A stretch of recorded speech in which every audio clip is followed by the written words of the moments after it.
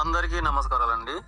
మన మానవ జాతి యొక్క మేధాశక్తి నూటికొకరికి మాత్రమే చొక్కమై ఉండును. ఇక మిగిలిన వారందరిది కూడాను క్రమక్రమంగా కల్తీ శాతంగానే ఉండును. ఇది మన తప్పు కాదు. ఈ ప్రకృతి ఎవరెవరికి ఎంత మేధాశక్తి ఇవ్వాలో ఆ విధంగానే అందించును. కనుకనే ఆ ఒక్కరు తప్ప మిగతా వారందరూ కూడాను ఇక ఇట్టివారు ఏవైనా పనులు చేసే విషయంలోనూ భక్తి విషయాల్లోనూ అందుకే ఎంతకాలం అనుభవం ఉన్నా సరే సరిగ్గా తెలుసుకోలేరు, ఆచరించలేరు. భక్తి విషయాలు కూడాను నిజాలేవో బోటకాలేవో కూడా అర్థం చేసుకోలేరు.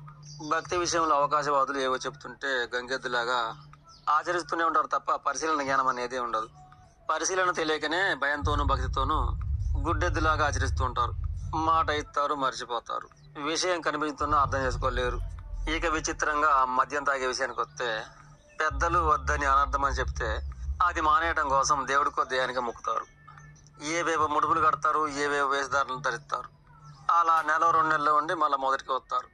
అలాగే ఏవేవో పసర్లు కూడా తాగుతారు. మళ్ళా నెల 2 నెలల తర్వాత మళ్ళీ మొదటికి వస్తారు. తాగితే దేవుడు తాగుతాడని భక్తితో నెల బంద్ చేస్తారు. అలాగే పసర్ల విషయంలో కూడాను తాగిన పసరు లోపల నుండి ఏదో చేస్తుందని భయం తప్ప మన మానవ ప్రాణానికి ఒక విలువ ఉందనే సంగతి రవ్వంతా కూడా ఎరుగురు.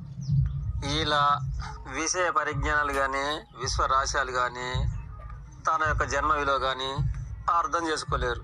ఎవరైనా చెప్తున్నంత చెప్పి మాత్రమే వినగలుగుతారే తప్ప ఇక ఆ చెప్పడం ఆపేసిన తర్వాత ఇక వీడియో కాల్స్ కూడా మొద్దు బారైపోతుంది. ఈ విధానాలన్నీ కూడా కల్తీ జ్ఞానం వల్లనే.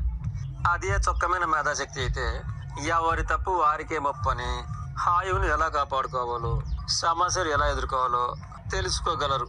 చొక్కమైన మెదడు అనేది జన్మల విలువ ఎరుగుతుంది. తోటి జన్మను కూడా గొప్పగానే గ్రహిస్తారు. జీవహింసలతో దైవ కార్యాలు చేయబోరు.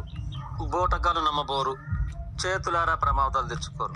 ఇక విధి విధానంగా ప్రమాదాలు వస్తే మాత్రం విధి విధానము అని విశ్వరాశ్యాలు గ్రహిస్తారు. ఇది కల్తీ మేధస్సుకి చొక్కమైన మేధస్సుకి ఉండే తేడా.